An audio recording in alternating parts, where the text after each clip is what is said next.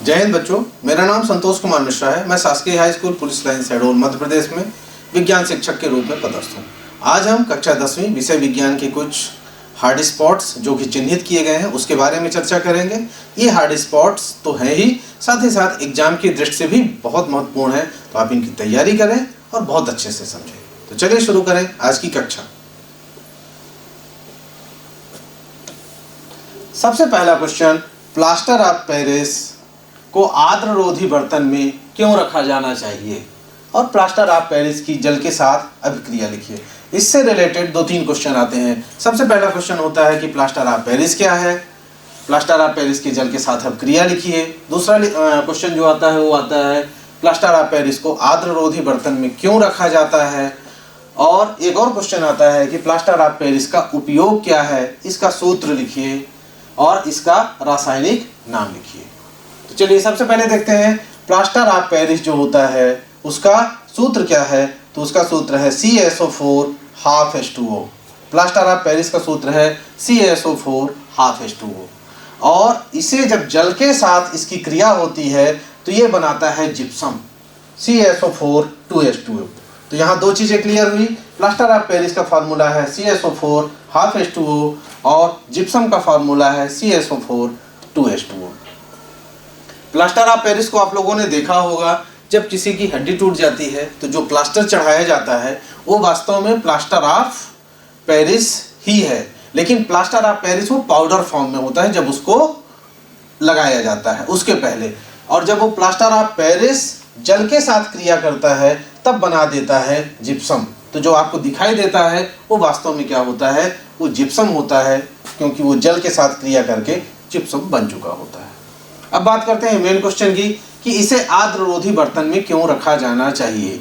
तो इसकी सबसे बड़ी वजह क्या है कि प्लास्टर ऑफ पेरिस आर्द्रताग्राही होता है। यह वायु से नमी को या साथ ही साथ जो जल है उसके साथ क्रिया कर लेता है और जम जाता है। जैसे आपने देखा होगा सीमेंट वगैरह को बाहर नहीं रखा जाता है, नमी में नहीं रखा जाता है, वो क्या होता है, जम जाता है, हमारे उपयोग के लायक नहीं रहता। उसी तरीके से प्लास्टर ऑफ पेरिस भी नमी से, आर्द्रता से जल के साथ संपर्क करके जम जाता है, तो उसके गुण समाप्त हो जाते हैं और क्या बन जाता है, CaSO4 बन जाता है। इसलिए उसको एयर टाइट कंटेनर में रखा जाता है ताकि वो जल के साथ, आर्द्रता के साथ, नमी के साथ क्रिया ना कर सके और वह सुरक्षित रूप में रहे, ताकि हम जब उसका उपयोग करना चाहें तो उसका उपयोग कर लें। अब इसका समीकरण कैसे लिखना है, तो समीकरण लिखने के लिए आप ध्यान रखिएगा, प्लास्टर ऑफ पेरिस का फार्मूला लिखेंगे CaSO4 half H2O और साथ में 1.5 H2O की जल के साथ क्रिया होगी। कितना जल होगा, 1.5 H2O, और जब दोनों मिलेंगे तो ये देखिए 1.5, 1.5 और आधा, तो 1.5 और आधा कितना हुआ, 2 हुआ। तो यहाँ आप लिख देंगे CaSO4 2H2O।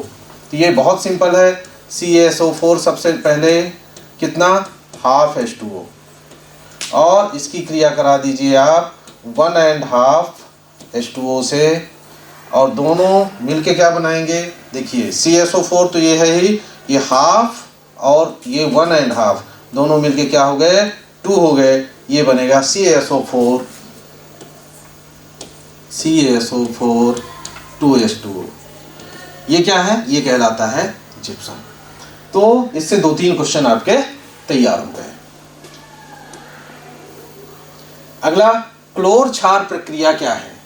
तो क्लोर क्षार के लिए ध्यान रखिएगा, ये सोडियम हाइड्रोक्साइड का निर्माण होता है। इसमें क्लोर क्षार में क्या होता है, सोडियम हाइड्रोक्साइड का निर्माण होता है। सोडियम क्लोराइड के जलीय विलयन से विद्युत प्रवाहित करने पर यह वियोजित हो जाता है।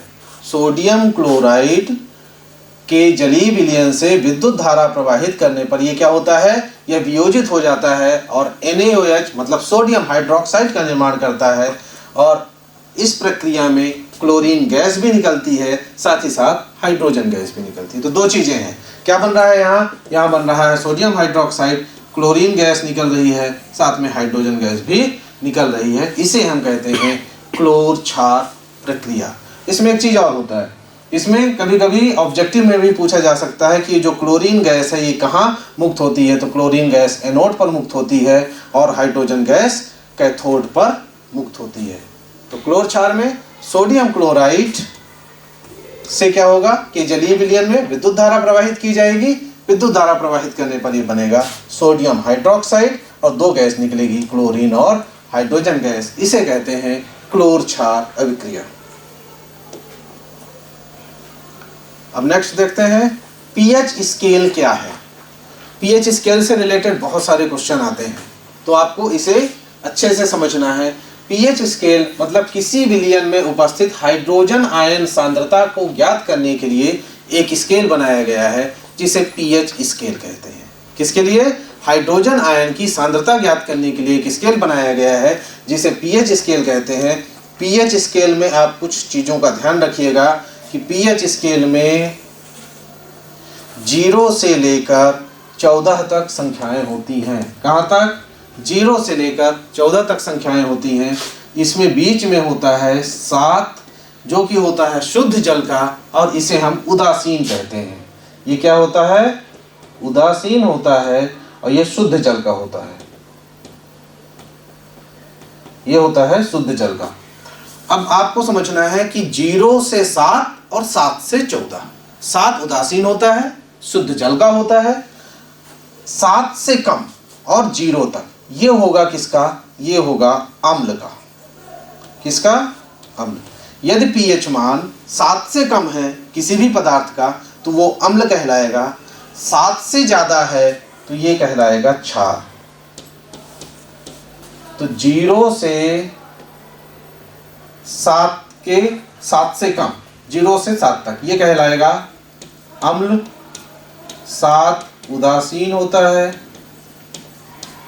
और 7 के ऊपर कहाँ तक? 14 तक ये कहलाता है क्षार। अब अम्ल और क्षार में क्या होता है ये समझिए।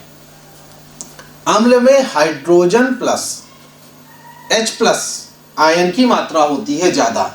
अम्ल में किसकी मात्रा ज़्यादा होती है? H+ आयन की मात्रा ज़्यादा होती है। और क्षार में OH- आयन की मात्रा ज़्यादा होती है।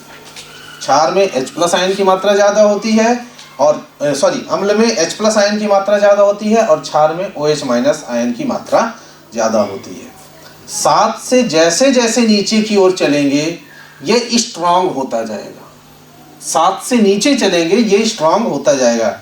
7 के बाद ये 6, 5, 4, 3, 2, 1, और इसी तरीके से 6 के बाद ले लीजिए 7, 8, 9, 10, 11, 12, 13 और 14। तो अम्ल की अम्लीयता कब बढ़ती है? जब वो नीचे की ओर, इधर 7 से 0 की ओर चलता है तो उसकी अम्लीयता बढ़ती जाती है। देखिएगा, यदि हमारे पास किसी का पीएच यदि अम्ल का 6 है और किसी का 2 है, तो यदि आपसे पूछा जाएगा कि इसमें कौन सा ज़्यादा स्ट्रांग है तो आप कहेंगे 2 वाला ज़्यादा स्ट्रांग होगा, 6 वाला कम स्ट्रांग होगा। यदि 2 और 1 की बात करें तो 1 ज़्यादा स्ट्रांग होगा, 2 उससे कम स्ट्रांग होगा। मतलब इधर की ओर जैसे चलेंगे, 0 से 0 की तरफ चलेंगे तो ये स्ट्रांग होता जाएगा, और क्षार 7 के आगे जितना जाएगा उतना स्ट्रांग होता जाएगा। 14 वाला सबसे ज़्यादा स्ट्रांग होगा, 13 उससे कम स्ट्रांग होगा, 12 उससे कम स्ट्रांग होगा। यदि आपको दे दिया किसी ने कि एक क्षार है हमारे पास जिसका पीएच मान 8 है और दूसरे का पीएच मान 13 है, तो स्ट्रांग कौन होगा? तो ध्यान रखेंगे, क्षार में जितनी बड़ी संख्या वो उतना स्ट्रांग होगा, अम्ल में जितनी छोटी संख्या उतना स्ट्रांग होगा। इस चीज को ध्यान रखिएगा, अम्ल जितनी छोटी संख्या उतना स्ट्रांग, क्षार जितनी बड़ी संख्या, 14 तक ही संख्या होगी, जितनी बड़ी संख्या वो उतना ज्यादा स्ट्रांग होगा। अच्छा, ऐसा नहीं है कि अम्ल में सिर्फ H+ आयन होगा, इसमें OH- आयन भी होगा लेकिन बहुत कम, और इसमें OH- आयन है, साथ ही साथ इसमें H+ आयन भी होगा लेकिन वो कम। जिसकी मात्रा ज़्यादा है वो क्या होगा? यहाँ H+ आयन होगा, अम्ल होगा, और यहाँ क्षार में OH- की मात्रा ज़्यादा होगी। ये पीएच स्केल कोई स्केल नहीं है।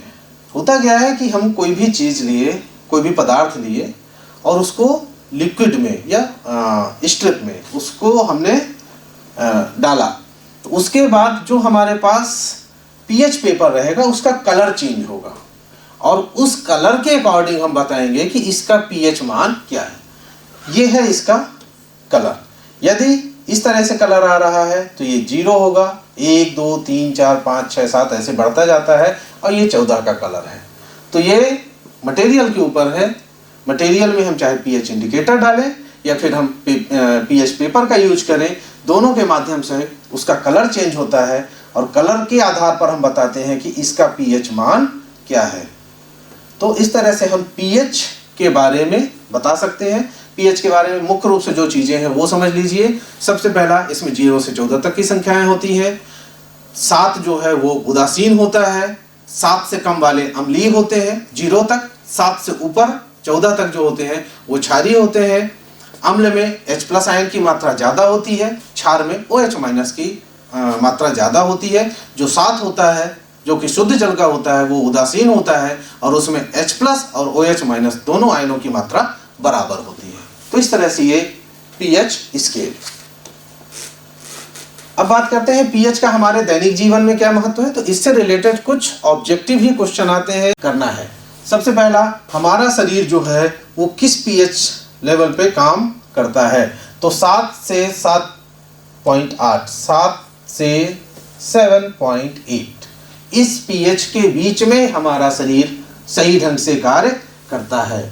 और वर्षा जल का पीएच मान जब 5.6 से कम हो जाता है तो उसे अम्लीय वर्षा कहते हैं। ये दो चीज याद रखेंगे। हमारी बॉडी 7 to 7.8 पीएच रेंज में अच्छे से कार्य करता है और वर्षा का जल का जो पीएच मान है यदि 5.6 से कम हो गया, हमको पता है शुद्ध जल का कितना होता है 7 होता है, लेकिन 7 से भी कम यदि 6 भी हुआ तो वो अम्लीय वर्षा नहीं कहलाएगी। कब? जब 5.6 से पीएच से कम हो जाए तो उसे कहते हैं हम अम्लीय वर्षा या एसिड रेन। दूसरा एक और इसमें इंपॉर्टेंट है, ये हमारे दैनिक जीवन से ही रिलेटेड है। कभी कभी आपने देखा होगा कि जब हम लोग खाना खाते हैं या कभी अपच हो जाता है तो खट्टी डकार आने लगती है। खट्टी डकार आते समय हम लोग क्या करते हैं, प्रायः इनो वगैरह ले लेते हैं। ये इनो क्या है, वास्तव में होता क्या है, हमारे बॉडी में ऐसा क्या है जिसकी वजह से हमको खट्टी डकार आती है। तो हमारा जो उदर है वो हाइड्रोक्लोरिक अम्ल उत्पन्न करता है। ध्यान रखिएगा, कौन सा अम्ल? हाइड्रोक्लोरिक अम्ल HCl अम्ल उत्पन्न करता है। और अपच की स्थिति में ये जो अम्ल है वो ज्यादा उत्पन्न हो जाता है। और अम्ल का स्वाद कैसा होता है? खट्टा होता है। तो यही अम्ल हमारे शरीर में, हमारे पेट में जब ज्यादा उत्पन्न हो जाता है तो हमें दर्द और जलन का अनुभव होता है, साथ ही साथ खट्टी डकारें भी आती हैं। इससे बचाव के लिए क्या करते हैं? इससे बचाव के लिए एंटा एसिड दिया जाता है, जैसे milk of magnesia. Milk of magnesia white colour का लिक्विड होता है, ये दिया जाता है। तो ये क्या है, हमारे बॉडी में क्या बना है? हमारी बॉडी में अम्ल बना है, HCl अम्ल है। और अम्ल को कौन खत्म करेगा, उदासीन कौन करेगा? क्षार। तो हम बाहर से लेते हैं क्षार, क्षार के रूप में हम एंटासिड ले लेते हैं, मिल्क ऑफ मैग्नीशिया हो गया। इन चीज़ों को लेने से उदासीनीकरण की क्रिया होती है। जो क्षार हमने लिया है ये क्षार अम्ल को जाके क्या करेगा, न्यूट्रलाइज कर देगा, उदासीन कर देगा और हमारी जो खट्टी डकार वो आना बंद हो जाती है। अगला है मुंह में उपस्थित। रात में देखते हैं कि जब खाना खाते हैं, खाना खाने के बाद ब्रश नहीं करते हैं, तब ये स्थिति होती है। मुंह में शर्करा एवं खाद्य पदार्थ होते हैं, ये अम्ल उत्पन्न करते हैं। और अम्ल के उत्पन्न करने की वजह से जब हमारे मुंह का पीएच मान 5.5 से कम हो जाता है, यदि हमने रात में ब्रश नहीं किया तो जो हमने खाना खाया है वो सब फूड मटेरियल कहाँ, हमारे दांतों में रहता है। रात में ये एसिड उत्पन्न होता है, क्योंकि हमारा मुंह भी बंद रहता है तो एसिड उत्पन्न होता है। और जब ये एसिड 5.5 से कम हो जाए, मतलब अम्ल इतना उत्पन्न हो जाए कि उसका पीएच मान 5.5 से कम हो जाए, तब दंत क्षय प्रारंभ होता है। दांतों में प्रॉब्लम, दांतों का इनेमल में कोई प्रॉब्लम आ जाती है, या कैविटी होती है, या बहुत प्रकार की समस्याएं उत्पन्न होती हैं जो कि दांत से संबंधित होती हैं। तो ये दंत क्षय 5.5 से कम में। तो यहाँ हमने 3 चीजें देखी। सबसे पहला 7 to 7.8 हमारा बॉडी सही ढंग से काम करता है। यदि 5.6 से कम हो गया तो अम्लीय वर्षा कहलाती है, और 5.5 से कम पीएच है तो ये दंत क्षय होता है। और एंटा एसिड का उपयोग किया जाता है जब कभी अपच हो जाता है, दर्द, जलन या खट्टी डकारें आती हैं तब। इसके बाद देखते हैं आयनिक यौगिकों के गुणधर्म लिखिए, इनके गलनांक एवं क्वथनांक उच्च क्यों होते हैं। तो आयनिक यौगिक में आप ध्यान रखिएगा, सबसे अच्छा उदाहरण है नमक। नमक आपने देखा होगा, नमक का यदि आप उदाहरण लेके चलेंगे तो इसके गुणों को भी लिख लेंगे और इसके बारे में आप जानकारी भी बहुत अच्छे से दे पाएंगे। सिर्फ आपको एक उदाहरण याद रखना है, NaCl या नमक का। आयनिक यौगिक किसे कहेंगे? तो धातु से अधातु में इलेक्ट्रॉन स्थानांतरण से बने यौगिकों को हम आयनिक यौगिक कहते हैं। इन्हें वैद्युत संयोजक यौगिक भी कहा जाता है। दो नाम है, आयनिक यौगिक भी कहेंगे और वैद्युत संयोजक यौगिक भी हम इन्हें कहेंगे। इनके गुणधर्म क्या है? अब गुणधर्म के लिए आपको मैंने बताया, आपको क्या याद रखना है, नमक या इसका फॉर्मूला क्या होता है, NaCl, सोडियम क्लोराइड। नमक याद रखिए, नमक कैसा होता है, आयनिक यौगिक ठोस एवं थोड़े कठोर होते हैं। नमक कैसा होता है, थोड़ा सा कठोर होता है। यदि आप इसको तोड़ना चाहें तो आसानी से आप इसको तोड़ सकते हैं। तो सबसे पहला, ठोस एवं थोड़े कठोर होते हैं। दूसरा, ये यौगिक सामान्यतः भंगुर होते हैं तथा दाब डालने पर टुकड़ों में टूट जाते हैं। अगला, आयनिक यौगिकों के गलनांक एवं क्वथनांक उच्च होते हैं। गलनांक एवं क्वथनांक उच्च होते हैं और प्रायः जल में घुलनशील होते हैं। नमक को आप जल में घोल लेते हैं, नमक जल में घुलनशील होता है। तो पहला, ठोस, थोड़े कठोर, भंगुर होते हैं, दाब डालने पर टूट जाते हैं, गलनांक क्वथनांक उच्च होता है और जल में घुलनशील होता है। तो ये बहुत इजी है आयनिक यौगिकों के गुणों को बताना। एक क्वेश्चन और आता है कि इनके गलनांक एवं क्वथनांक उच्च क्यों होते हैं। तो गलनांक एवं क्वथनांक उच्च होने की वजह सिर्फ ये है, इस शब्द को आप याद कर लीजिए। क्या है ये? अंतर आयनिक आकर्षण। इनके बीच में मजबूत अंतर आयनिक आकर्षण होता है, उसे तोड़ने के लिए अधिक ऊर्जा की आवश्यकता होती है, इसीलिए इनका गलनांक जो है वो उच्च होता है। गलनांक इनका उच्च क्यों होता है? क्योंकि इसे अंतर आयनिक आकर्षण बल को तोड़ने के लिए अधिक ऊर्जा की आवश्यकता होती है। तो इनका गलनांक उच्च होता है। इस तरह से ये कुछ इंपॉर्टेंट टॉपिक्स थे जो आपकी परीक्षा की दृष्टि से बहुत महत्वपूर्ण थे। आप इनकी तैयारी करें, बार बार प्रैक्टिस करें और अच्छे से अपने एग्जाम को दें। धन्यवाद।